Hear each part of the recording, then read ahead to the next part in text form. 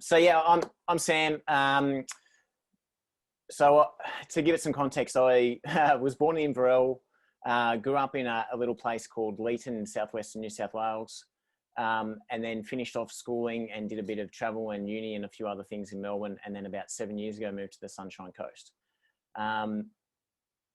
What I found when I graduated as a chiropractor was a newfound freedom to find some new interests rather than reading textbooks and other chiropractic things or journal articles and those sorts of things. And I fell into personal development and positioned myself within a practice that had a great mentor and a well-known gentleman in the profession who's a great coach and mentor to many, many chiropractors across the world. And I was willing to put myself in a vulnerable situation, knowing that I didn't know all the answers, and got a heap of coaching and personal development. And what usually happens with that when you have your own breakthroughs and ahas is that you want to shove that down everyone else's throats. And if you've got any questions or anything as we go, like I don't want to hear my voice the whole time. So if you've got any questions as we go, feel free to have a conversation. Yeah. Yep. And also, yeah, good point, Sam. And also, please do use the chat option down at the bottom of your screen if you've got something to say, and I'll keep my eye on that as well. If I can interject something, or if you want to wave and raise your hand at Sam, then he and I will look out for that.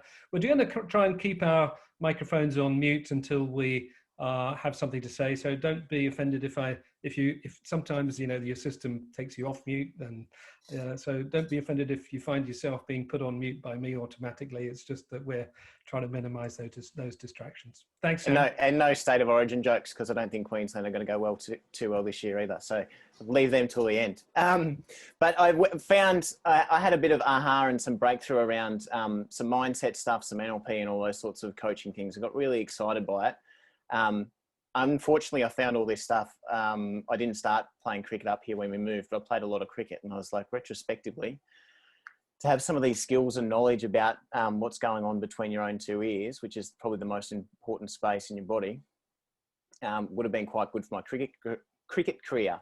And got quite excited about potentially helping men in that space and coaching and that sort of thing, and tinkered and played around. But what I found was every time I put a seminar out there or whatever, women would lean into that space and come along and be quite happy to be vulnerable and put things out there and work through their own, can I swear? Work through their own crap, work through their own shit a little bit more than blokes were. And I thought that was pretty interesting, and played around with the stats, men's mental health stats, men's health stats. They can evoke a certain emotion, and I've tried to pull on that and to create some positive change around that within this space, and nothing really seemed to shift. It wasn't until a bunch of my mates, we went to the burger bar, which is unfortunately, we've had a bad run of being associated with burger joints that seem to close down. So I don't know if that's our problem or their problem, but anyway, impromptu caught up with a bunch of mates on the Sunshine Coast here. We went for a burger, had a bit of a chat,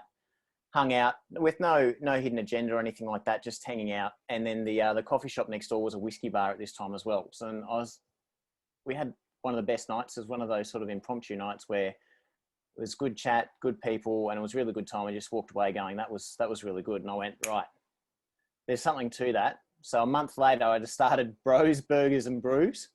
No one could remember the order of the name or the way that it was functioning. So hence Grab Life by the Balls. Not many people forget that name. But we started Bros, Burgers and Brews, and we do a monthly burger catch up with the emphasis more probably with me thinking of more of a coaching model, as it being like a free funnel for guys to come in, and if they were wanting some coaching and that sort of thing, to have that available to them. And again, I found that wasn't really quite receptive. The space that we were creating at Burger Nights and the conversations that we're having were quite beneficial to everyone, whether they were about the weather or whether someone was having a hard time or whether they were talking about the footy and everything else in between and around all those conversations. Everyone was having a good time, and people seemed to leave with their bucket a bit more full rather than empty or half empty. And I thought, well, there's something to this. So we keep simplifying as we go every year. We're our 4th birthday is coming up in November as well. and we keep trying to simplify the message, because what we found is once we started growing and we got some momentum here on the coast, we got some media coverage from some media outlets, knowing the right people at the right time, things started to move forward. Came up with a new name, and things started to really gain traction. Somewhere along the line there, our little fellow Jackson was born, and it kind of rocked my world in many ways. One of the best things ever to happen to myself and my wife, but also one of the most effing challenging things as well. And even with all the coaching and support and mentorship that I had around me and had sought that, I still found myself at a point there where I felt a little bit caged being a chiropractor and in practice and being sort of stuck in four walls.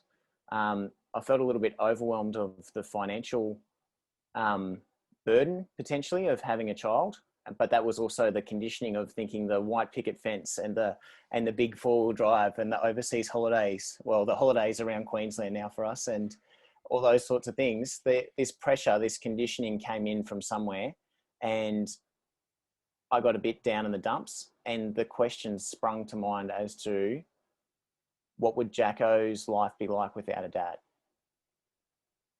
And it kind of floored me. It scared the crap out of me. But it also instilled a bit of balls to move forward, because I was like, I'm not going to let that happen. And so all of a sudden, those stats that I'm sure that we're all aware of and we can regurgitate ad nauseum about how bad men's mental health is and how bad men's health in Australia is and how much we could do better, all started to make sense. And it was like all the bullshit around had sort of faded away, and I could see people around me not saying anything, but I'd know because I'd been there myself. So that's where the balls really got some traction, and we started to grow. That's not the right word to use there, and all that sentence there is there. But things started to gain momentum and to pick up as I realized that this is, holy crap, this is a massive issue, and it's not just me. And imagine if other guys don't have that support. So it's amazing to, Ian, on our brief chat that we had a while ago, and then just listening to what you guys are doing in this space is absolutely incredible. Well done. And to have so many people on the call tonight is absolutely awesome. It's fantastic. And then there's plenty of other groups out there through the Australian Men's Health Forum that are facilitating some great change in men's health. So we just kept doing our thing, gained a bit of traction on the Sunshine Coast, a bit of media, never hurt. And all of a sudden the news is usually, they're looking for a story. So they kind of craft what you say into a certain way. And one, they basically implied we did barbecue, bacon and eggs and stuff down the beach. So I thought, well, that was on the news. We better start doing that again. So we started doing that a couple of years ago, and that was the thing that really took off. The burger nights would come and go. They weren't too bad. But Mooloolaba Beach at anywhere as the sun comes up, because, the cows will get all a bit funny with daylight savings or whatever the issue is, or the blinds fade or something, because if you had daylight savings or whatever the argument is. Mooloolaba is a bit like Pitt Street pre-COVID from 5:30 on in the morning. So we're getting a lot of foot traffic and people coming past and a lot of support. And pre-COVID, we're getting, 50 to 60, mostly men. We do encourage females to come because sometimes we need to be dragged by the ear to make some change and acknowledge that. And women are great supporters. Even I was a bit worried of our name, but women seem to be great supporters of what we've started doing.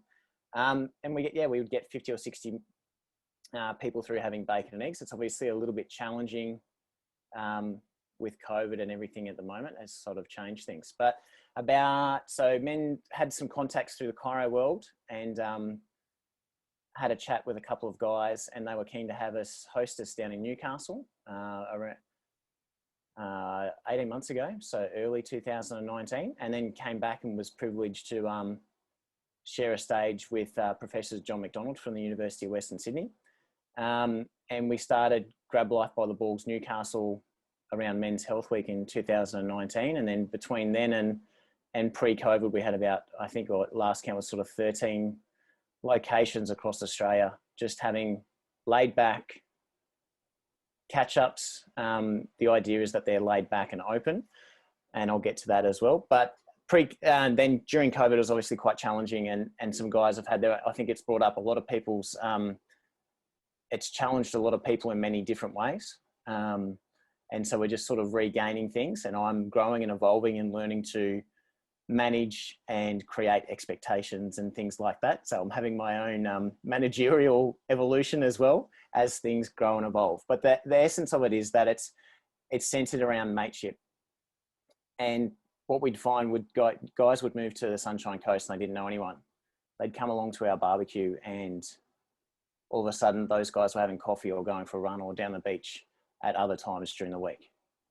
Or we'd find retrospectively a guy he's pretty good on camera. He's a concreter. He's a funny guy. He's that guy that would turn up and he'd be cracking the jokes. He was the center of attention in a good way. He could tell a yarn, and he was just your typical good Aussie bloke, I think you could say.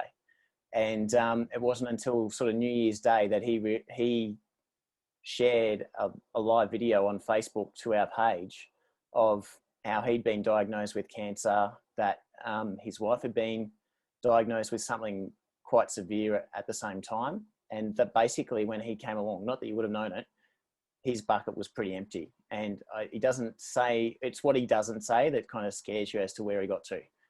And it really emphasized the spot for us, our little niche, is to keep things very relaxed, very open, non-judgmental, like what Ian and John, you were talking about before.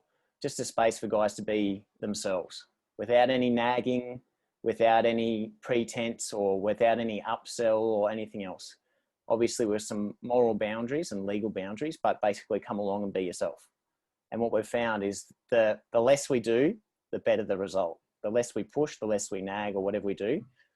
Just by guys getting together, they seem to either connect with the right people, or they have facilities that they didn't know that they had within themselves that help them go to the next level. And obviously I'm not sure if people have followed through, but I've definitely referred since our chat, Ian, 4 or 5 people your way. I don't know if they've followed through, but it's great to have other resources where we can hang out and have a genuine Aussie blokey space for guys to be themselves, and to be able to have other organisations find their niche, like this amazing group, to help people that need that extra support. So that's basically what we do. And the pretense for that, and we're shifting. So our logo on here around the circle says Proactive Men's Mental Health. And that's been our little challenge moving forward as we've grown and evolved. The name kind of suggests that we want to be a little bit disruptive and a little bit different. But what we've found, even as well as I have with the training I've had, to get that message across, even though it is proactive, it's talking about above the line, if you like. We're trying to make change before the shit hits the fan. Even that message is getting a little bit construed. And I know there's a lot of guys that probably need to come that don't come because it's kind of almost classed as a mental health group here, because we do have such a good reputation. So it's kind of a double-edged sword. So moving forward, we're actually just changing the name. We're keeping Grab Life by the balls for sure, John. So they still have that mouthful there, mate. But we're looking at more around the mateship movement and have that conversation start around something that is a key ingredient in a fulfilled life. You know, in any positive psychology text or even self-help book, the key ingredient to a great life is, you know, strong social connection or mateship, if we say it in Aussie speak. And it's also a key ingredient to move forward if you are struggling and below the line. Strong social connection helps you with that. And Professor John McDonald, I still haven't found the research, so if anyone's got the research for me, but he was talking about at the talk that we were at last year, the best thing a guy can do for his health and well-being, not just mental health, but health and well-being, is have 3 really close mates. So like he said that, so I'm just going to keep quoting that as much as I can. There's a question there. Just on that particular point, Sam, we're graced with a couple of students, volunteer students who've been helping us, Rakchanda and Lee, to mention 2 at least. And is that Professor McDonald? Is he familiar to you, or? That was at the AMHF. John, yep. Yeah. At the Australian Men's Health Forum? Yeah. So that was at the symposium last year. Okay. Yeah, Awesome. where he presented that. Yeah. Fantastic. Yeah. Well, as soon as you say professor, it sounds like you're carrying weight anyway, but it's good to have that backed up and supported again. No. That was on the academic day. Remember where they presented a lot of research around 10 to men and all that stuff. Yeah. Sorry, Ed.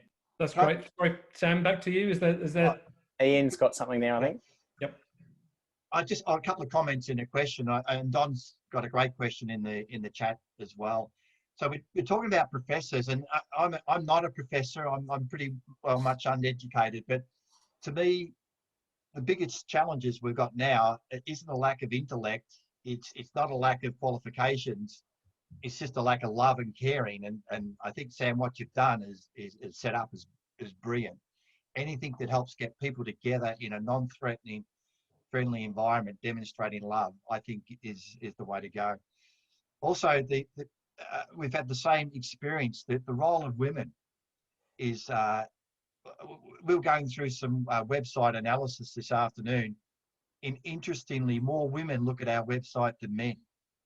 Yeah. And I know for a lot of guys, it's a big step forward. It takes a lot of guts sometimes to actually step out because they're worried about the stigma or this ridiculous thing around shame. We tackled redefining manhood a few weeks ago, and sometimes the women can play that first step, like, get guys turn up at a breakfast here because their wife said, it was on anger management, you need to go, and the guy will go.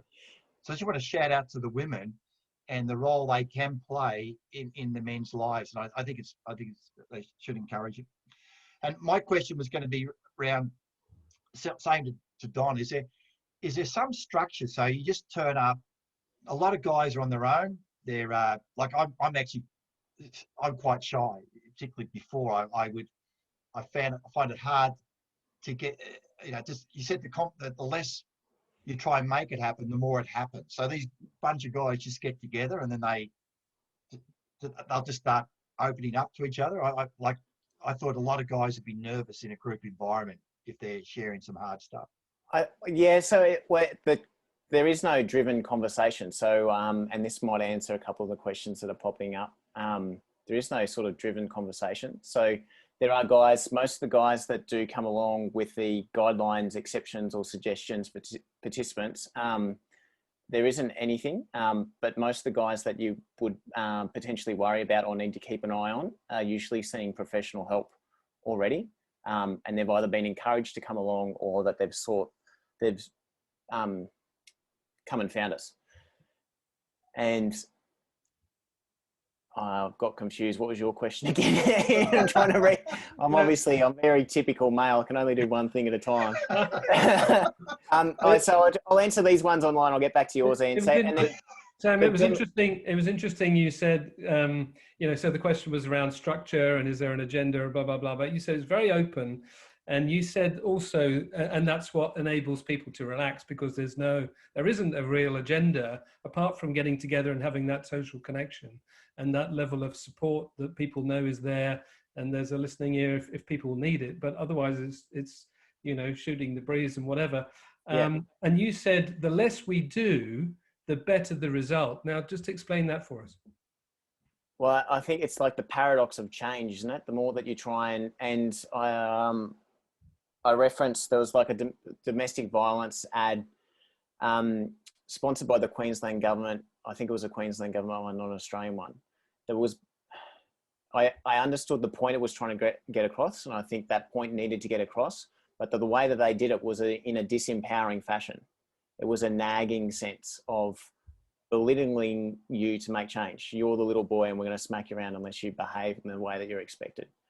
And I think we can attest to that is not the best way to do things. I think if we can empower men and even embrace some of these, embrace and acknowledge and be aware of the male stoic Aussie stereotype, and even acknowledge that can be quite beneficial in some circumstances in a whole range of behaviors. It's not always going to be beneficial, but there's sometimes that you might have to actually delve into that and push through. But then at the other range is also unpacking that and working through that or having a space to be vulnerable with that. And I think it's just acknowledging guys wherever they're at along that continuum to just come along and have a good time. Because I don't know if we've fluked it on the Sunshine Coast or what it is, but I don't have to be there.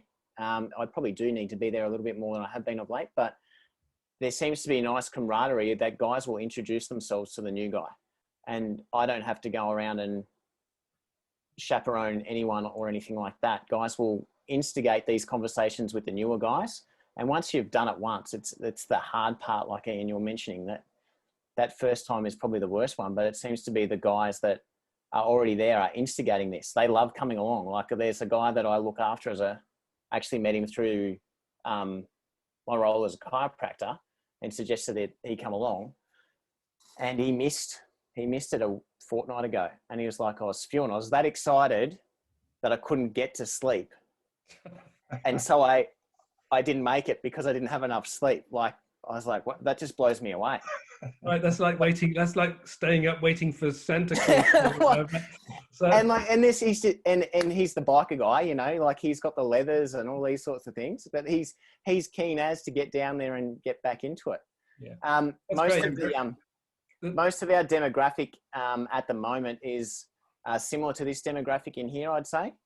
The idea of being early brekkies and stuff was to try and hit that under 45 stat. And I think that's a challenging group, you know, young parents or parents with kids. You know, life is so busy, and I feel like there's a lot of guys through there, and that's where I was falling through the cracks.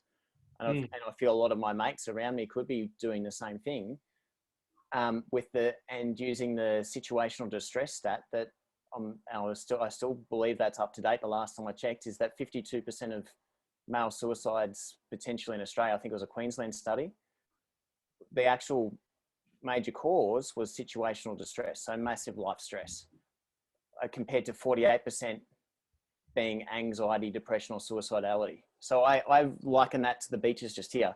I liken that to drowning. People think that you should be looking a certain way if you're heading down that road of becoming one of those stats. Yeah. But it doesn't look like it. It just looks like life. It's like when someone's in the water, you can't see them because they're exhausted. They don't look like they're drowning. They just look like they're having a swim because they actually can't put their hand up. And that's the same with the guys. So the idea was to keep it laid back and to keep it open, is that these guys potentially, I think all of us, but potentially those guys, they've got enough on their plate. If they're working full time, they've got a couple of kids and everything else that comes with that, they don't need an extra thing to do or to tick off or to have to get done. Yeah. But if we can provide a space for them to hang out, seems to be, I don't know if we've fluked it or what the go is, but it seems to be beneficial. That's great. And of course, the word of mouth is spreading, of course, which is the most powerful way. But you've hit on a very time poor, probably the most time poor demographic in our society at the moment, and these situational stresses. And John M., you have a question here around regarding the workplace or friends, partners. Is there any resistance on the transformation that blokes are trying to on the journey that they're trying to take themselves on? Because we know that blokes inherently might have a resistance, that it's not the male thing to do. But when they've made that decision, is there still, are people still perhaps looking sideways at them or distancing potentially from themselves if they know that someone has a bit of a challenge? Yeah, I think anytime it's unknown, that's usually where there's a resistance or a pullback from other people that don't fully understand it. And I think that's where there's been a really good shift in however long I've been doing this. Not very long, but there's been a big shift in that time. I don't know if it's because I'm around people that have these conversations, or I see more of these conversations, or I know where to look for these conversations, but there seems to be a real shift within the whole of Australia and the workplace around. There's still obviously going to be teething issues, and it's not going to be perfect, but there's definitely a shift around opening up a space around mental health in that conversation. So I think that's really good. It's always going to be better if someone, organizations and businesses and stuff, it always depends on the leader or the manager in essence. And if the people from the top can buy into it, that's usually and they're the leaders, usually the people buy into that. And so it's in, you know, we've got some good supporters like Brent Tate from Queensland, Australian Rugby, North Queensland, all those. You know, that's fantastic to have guys like that who have some sort of image and in Brent Tate's case, like an iron will. His book's called Iron Will. You know, to have these guys come forward and share some of their stuff that's happened to them, but also to lead with that space. I think that's a big shift. And I think, you know, the cricket, I'm a cricket nuffy. You know, the whole Steve Smith, David Warner, Sandpaper Gate and everything.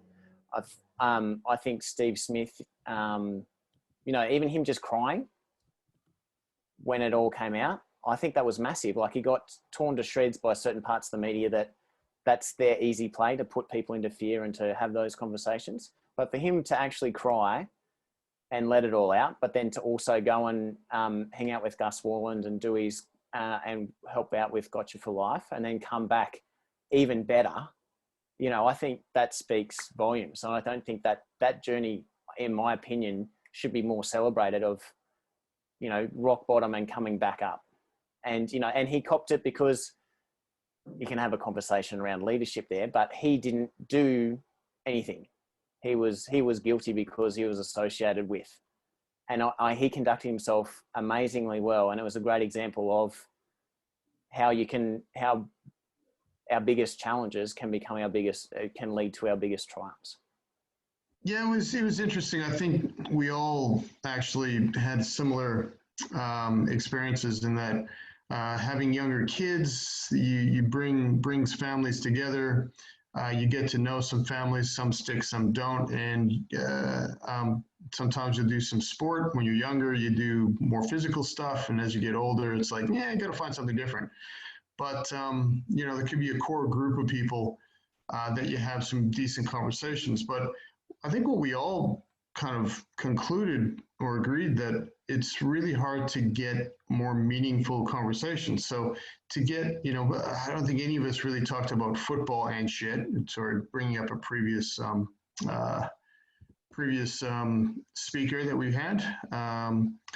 So it wasn't just that, but we talk about, you know, how's the boss, how's the work, how's the wife, how's the this. But, you know, if it was a group of families with the commonality as the kids and the wives, you wouldn't have a decent conversation about, you know, how your relationship really is, or how your mental health is, or ask somebody about their mental health. That it would be a special, very low percentage relationship to be able to have that kind of conversation.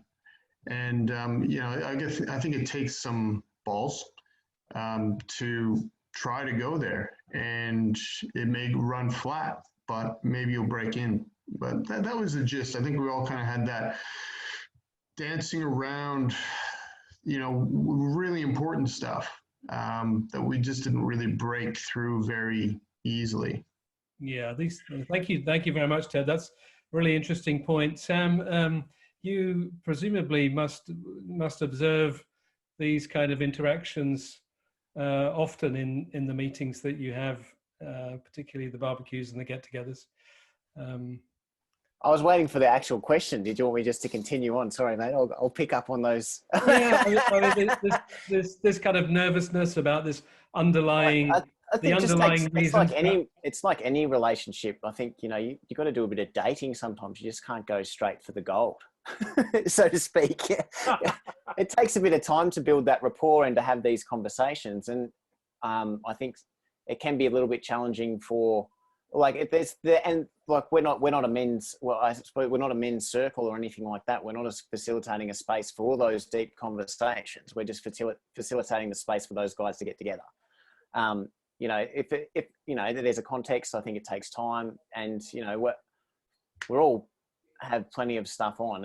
We've just got to keep chipping away at those relationships. You know, I've been challenged by alpha males in the past. I've been wounded in the past, and can carry that wound with me sometimes as well. You know, it can be quite challenging having male friends. Like, to be fair and to be really honest with you, some of the people that helped me, there was at least 50% female influence in my greatest challenges, and most of the coaching of stuff, 50% would be female. and I'm probably almost more comfortable walking into a, you know, like I've worked with women my whole life. I think our practice, there's only me and one other male chiropractor, and all our support staff and all the other chiropractors are female. Like I'm actually probably more comfortable in a female environment. I'm getting better in male environments, but it can be quite challenging. And it's just about building that trust and the rapport.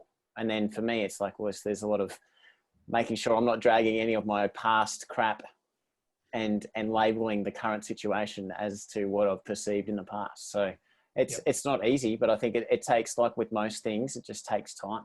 Yeah. And at least with, and that's why we try and do consistent catch-ups. I'm trying to encourage our guys across the country to be more consistent, because our weekly thing, guys build that rapport.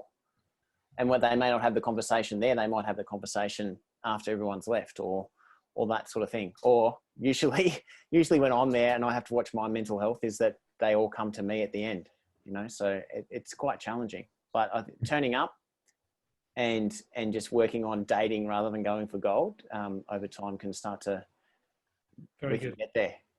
In our group, in group 5, we had 2 or 3 new members to Mentoring Men. And they were very, very complimentary about how comfortable they felt just joining this group without any agenda. So we talked about that a little bit. And I think that's absolutely vital with something like Sam's doing, that there's no real agenda. There's no hidden agenda. If they wish to speak about mental health, I'm sure Sam would be open to it, or any of the other chaps in attendance. And it's much the same, I feel, with Mentoring Men. One of the gentlemen in our group had an experience. He'd recently arrived in the Sydney area, and because he was didn't have friends or family down there, he joined the local surf club, thinking, well, that was the place to be, to meet men, etc., and fit in with the community. Unfortunately, he wasn't made to feel very comfortable, and this was because of the hierarchy and because of the little cliques that you get within any established organisation. And I can speak personally about that as well when I've attempted to break into a new organisation. And I find it very hard sometimes to feel accepted, and I really have to go out of my way to do it. And I think one of the things that we need to do ourselves is, if you are in any organisation and if you happen to see a newcomer, is make them feel welcome, go up and introduce yourself, and just, you know, ask them how they are, and you know, make them feel exactly what we're attempting to do with Mentoring Men, that they are welcome to join us at any time. So it was worthwhile, a good little exercise, and thank you, Sam, and thanks, John. We talked about the role of women before, and Sam made a comment about women in his life. When we looked at redefining manhood, we had a panel of 4, and every one of those guys, is amazing how much the women had influenced in them becoming the man they were today. And I related to that well. So it stood out, and I think it's a really important point. You also, you talked about like the dating, and I mentioned a joke at the start before the rest of you came on, and I think a sense of humour is really important. So for those of you who missed it, did you hear about the zoo with only one animal, and it was a dog? It was a Shih Tzu. So if you just start off with that, yeah, maybe that helps break the ice. And I'm sorry for that now. Ian will be pleased to explain that little pun in detail for those that need it. Now, you talked about no rules, and yet the rules really are around your behaviour and the behaviour of the people you trust in that to lead the group. So natural leaders appear. Blokes embrace the concept, you know, eyes on the prize to be a good guy. Is that, you know, we talk about no goals, but isn't that the goal? And when role models appear and embrace that, show the way forward, is that setting the rules and guidelines? And is that something you aspire to, or just naturally happens, or is it the best way we can do things? I think you almost answered your own question there, John. I think yeah, I usually do. Yeah, can you answer that question? Yeah. Can you answer that question for me next time I get that one? But yeah, I suppose that's a good way of looking at it. Yeah. So did you set out to be a role model? Is that how, you know, was there an intention around that? I don't know if I seem to find myself in leadership positions, so I'm not sure of what skills sometimes that puts out there. My overarching sort of purpose in life is to show Jacko how to live a fulfilled and happy purposeful existence, and have a bit of fun and be a bit ballsy along the way. That's my example. So and I'm interested that everything for you guys, from the name to almost the contrarian nature. You're saying, oh, we don't live by rules, but you're giving like rules. I'm interested in that it's necessary to juxtapose, right? Oh, we're woke guys, right? We're looking for a deeper understanding of ourselves and others, and yet we're ballsy, right? As if they're actually not compatible, that they're contrasting. But isn't it a message where we say, well, I can be ballsy and woke and without any conflict at all? It's not necessary to sort of, it's not unusual to expect to have that capability. Yeah. Why not? I think that's the idea for me. I like it being more laid back and impromptu, and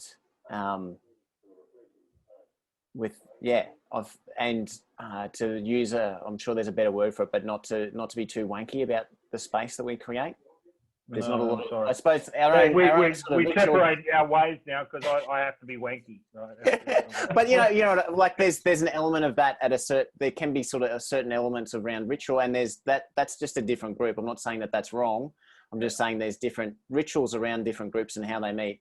For me, the easier it is to get guys to come along, what we've found is that's an easy first step to whatever their journey is. If their journey is to come once and then get connected with you guys, or to make some mates while they're there, it's trying to make that first step really easy, with the purpose of actually turning around that, in particular, the male suicide stat in Australia.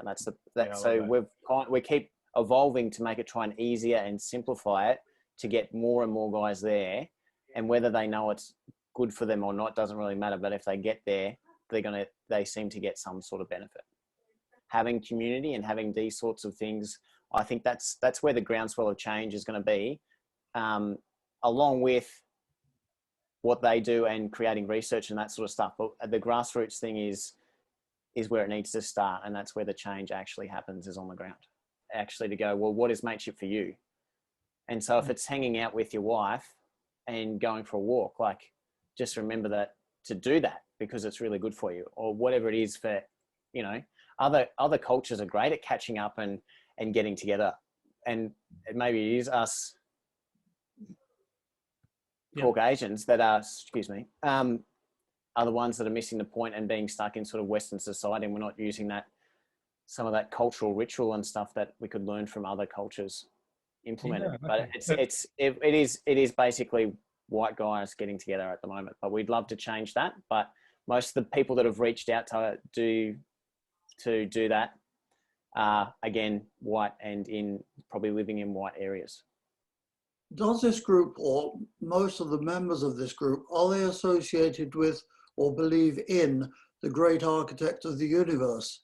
Is that part and parcel of their socializing? Because the church is a very social group, whatever denomination. And I do feel that very many of you may be belonging to one particular religion or another. And that also, of course, overlaps into multiculturalism. So we have a strong focus on the culturally and linguistic diverse community. And we have, I think there's about 70 languages spoken amongst the Mentoring Men guys now. And it's a very Caucasian mix tonight. We've got some other, I won't embarrass anyone, but it is, we do have a lot of people from different communities in the program. And one of our core values is that all men, regardless of their background or beliefs, are welcome in the program, and we stand by that.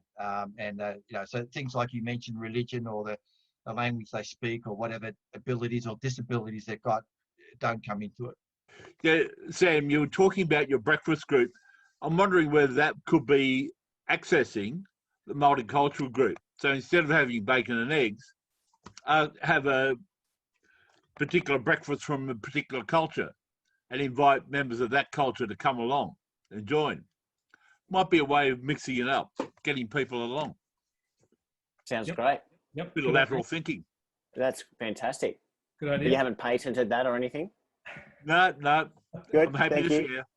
share. The juice of what we do and what we do really well is mateship. And it's going to be, if we did a workplace program now, it would be more around the mateship, and that they'd have to have some sort of requirement that they'd have to have a barbecue every Friday morning or something. So you actually get that camaraderie and that team working together. Because it's actually something I forgot to mention was my fledgling cricket career was actually, we had one of our best seasons was the fact that not the fact that I was captain, was the fact that we met at our home ground. We'd meet for breakfast at a local cafe. And from one year to the other, went from second last to winning the comp. So I've kind of been doing this for a while, but I just like to say that I've also probably a junior version of what the men's shed has been doing for Yonks anyway, and getting guys together just in a different way. So I can't really claim it as an original thought. How do you go about recruiting then, Sam, your leaders in these different spots, or these guys who are able to sort of pick up the grab life by the balls concept and organize their own local events? So John will love this answer. Again, it's just been organic. They've reached out to me. I think I may have put like a couple of emails out as part of our weekly email out. But no, I never really got back to me. It was more just through social media, Facebook in particular, that they'd reach out. Hey, this looks really cool. I like what you're doing. You know, can I be involved? Great. And I think the beauty of that is that they kind of selected themselves, because there's people like me that go, oh, that's a rubbish idea. Why would you do it that way? You'd be better off doing it this way. So they don't reach out. The guys that are keen to help out and seem to be able to create a good space for guys to connect, other guys that reach out and now have clear expectations. They'll get a bit more tested as they come through. But basically, if anyone reached out, it's my experience that they've been a pretty genuinely good bloke, and that they've got the right headspace. If they're actually reaching out, they're not even being forced or to apply or get told to do it, that they reach out, seems to attract the right kind of person. There's also another un-Australian stat that I haven't talked about tonight, and this is part of the cheekiness is coming in, is that besides standing at the pub, blokes grunt and get along and have a great conversation or don't say anything at all around a barbecue. And I reckon we think we're pretty good at it, but the South Americans have us covered well and truly, and Australia has absolutely no world records to do with barbecuing. So we'd like to change that, even if it's just some random one, but we'd like to encourage that mateship around the barbecue and work on some sort of world record. I've been trying to do this for 4 years. So if you've got some expertise in getting a world record off the ground and want to help out, let me know. Otherwise, watch this space.